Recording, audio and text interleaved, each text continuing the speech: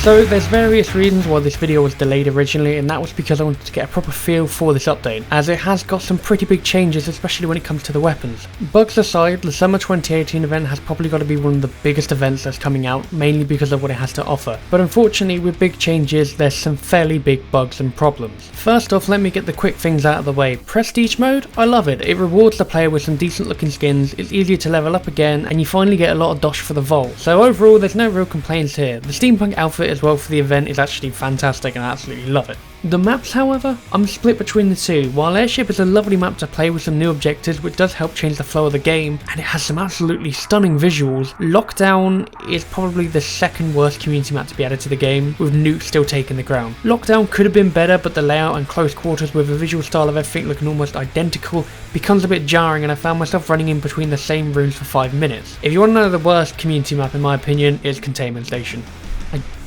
I genuinely can't stand that map, it's just horrible. So with that out of the way, let's get into the meat of this update, first being the weapons. There's 2 stages to this section, but let's go over the new weapons first to get them out of the way. In a previous video I mentioned that they would be giving us 4 new weapons, a shiv for the survivalist, a doomstick for support, the M99 AMR for sharpshooter, and finally the static strikers for the berserker. And first up is the shiv. Well, it's basically just a box standard swap with the knife, but provided for the survivalist perk. It's a fitting change, however I can't help but notice the thick material. It's an absolute unit. There's no real standout features for the shiv. The prestige skin does look nice though, and overall it's just nice to have that instead of just a generic knife being copied from another skill. Moving on, let's go to the doomstick. A basic way to put the doomstick is that it's ridiculously good even on Hell on Earth. It's basically just 2 double barrels whacked together, and I absolutely love the design. It looks modern and the sound packs quite a punch. It kind of feels like you're playing Doom, just running around blasting Zeds with every click. Oh, that's why they called it the doomstick, isn't it? Right. Anyway, with discoveries aside, the M99 anti-material rifle has finally returned from Killing Floor 1, and while it's not as ridiculous as the original weapon, it's been balanced to fit in nicely when compared to the railgun. While I personally stick to the railgun myself, I can definitely appreciate the satisfaction of one-shotting a Scrake in the head. The inspect animations can apparently bug out at times, but I haven't seen this myself, and pretty much it's just an amazing gun. You can't shoot a tank, but you can kill a flesh pound, and it blows its head off, so I don't know what more you want. And finally, in the field of new weapons, we have the weapon I was most excited for, being the static strikers. And you know what? I wasn't entirely disappointed. The weapon feels really fun to use. Precision is definitely key with the animations, as they don't always hit when you swing. However, the weapon sadly isn't as strong as the Eviscerator, so while you can get up close and personal to Zeds and bosses, you'll still have an easier time firing sword blades from afar. I think if they buffed the light attack just a slight bit, I'd most likely use it more, but thankfully we can buff the damage of all weapons anyway with the new weapon upgrade system in place. Once again, as I mentioned in a previous video, Tripwire were looking into rebalancing all the weapons in the game and introducing a new system to help buff low tier weapons up to a tier similar to high tier weapons. However, to balance this out, they have had to nerf pretty much everything. The only weapon I can say that, depending on how you look at it, was buffed is the 9mm pistol. It now carries a total of 90 rounds, and depending on the perk, the fire rate is slower, but the damage, it's been ramped up. And this weapon feels much more satisfying to use. It actually gives it a fighting chance as a sidearm, and even you can use it as a primary all the way up to tier 5. With these new changes, I actually end up using the 9mm as a second primary instead of actually buying another primary for the perk. It just feels a lot nicer to use, and the fact that you can get headshots on pretty much almost all Zeds and cannon fodder,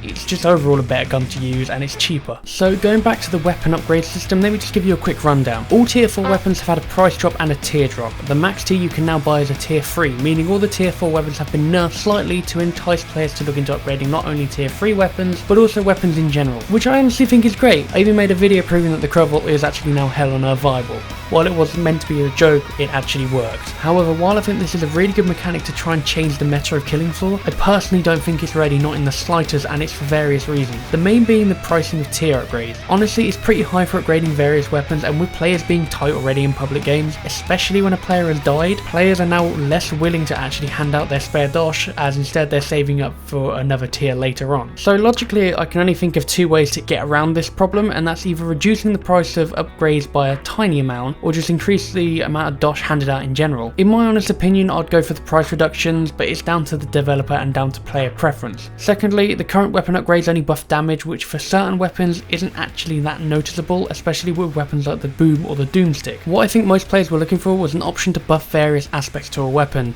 ranging from damage to accuracy to fire rate, and certain weapons having specific upgrades such as range for melee weapons, and maybe a full auto option for the varmint rifle. I'd personally love to have a tier 5 varmint rifle with the option to go full auto. It's a lovely looking gun, sounds fantastic, it's just I really want it in full auto. Overall, I think that the weapon upgrade system should really stay in beta even when the summer update launches, as for such a big mechanic change to the game, it really needs a proper iron out session, as currently it's making options a bit redundant. A basic concept to go by would be with something like 5 upgrades, but you choose each one, but each time you choose an upgrade, the price upgrades with each purchase. So for example, let me use the varmint rifle again. You have 5 upgrade choices: fire rate, full auto, damage, stability and mag size. The first upgrade is 300 dosh. Okay, so I'll go for full auto. The next upgrade goes to 400 dosh, and then I choose damage, and then it goes up to 500 dosh, and so on. Also, while it's not major, I'd love to see physical differences when actually upgrading. Maybe just add or remove attachments in general. Certain weapons I prefer to go with either a different reticle or just no scope altogether.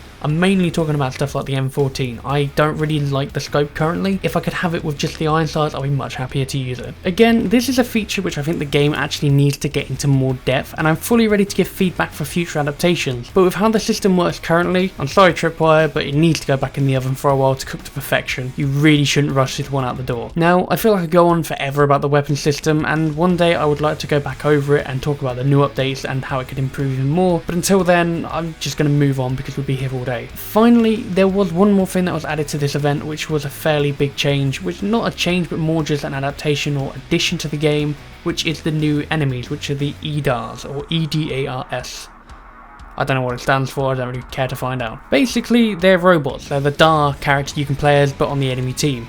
And while the concept is actually really interesting, in-game, they're not that good. Currently we have 3 versions of the EDAR units, that's rockets, Gatling guns and the Trapper. The rockets and Gatling are fine as they do what they sound like. It's like fighting a mini version of the Patriarch or Hans, and they normally go and fire projectiles from a distance, and they will go to melee you at a close range. However, with the Trapper, well, from a distance he does no damage, but what he does do is grab the player. No matter what class you are, sorry Zerkers, you can't get out of this one. What happens is the EDR will try and get the player from a distance with some sort of beam, and this beam will last for a few seconds, immobilizing the player until either the robot gets stunned or the beam timer just runs out. Now, do you remember the Alpha Siren in the Versus mode? Imagine that with a longer range. It's just bullshit and it's really annoying. I don't have anything against Gatling and rocket robots, however the Trapper needs to either be fixed or removed. His range needs to be lowered and he needs to stop being able to grab players through the wall. It doesn't matter if you're playing online or on solo, the Trapper can just grab you through the wall. And finally, when you're doing a boss round, especially on Hell on Earth, don't add the Trapper into it. It's just really irritating. The amount of times I died trying to do airship on Hell on Earth just to be trapped and then killed immediately was a bit bullshit. It's infuriating and it just kind of ruins the flow of the game. Finally as well,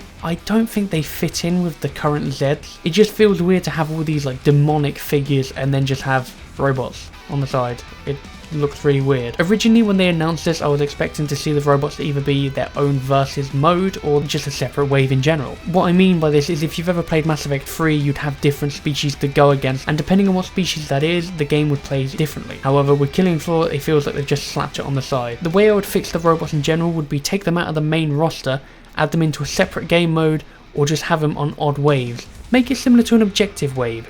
Just increase the dosh a tiny bit and then just have them focused. Or you could make it a mini boss, or have them as a separate boss where you have to kill all 3 at once. There's a lot of potential with the robots, but I don't think Tripwire are doing the most they can with it. But in the end, this is a beta and only time will tell what Tripwire does with all of these things. However, I wouldn't mind seeing what you guys think of it. I know a few people in my Discord have said they don't like the robots in general, they think it's too out of place. I would like to see them in the game in the future, but I don't want to see them how they are now. With the weapon upgrades, we'll have to wait and see. If there's anything else you want to talk about in the comments, please let me know and I'll see what I can do to respond to it. Besides that, my name is Sir Crackerbulb, and I'm signing out.